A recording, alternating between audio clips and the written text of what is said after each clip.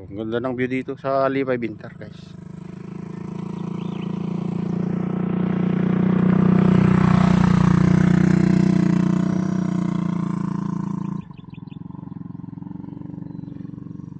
Ayan, sayang hindi pa tapos to.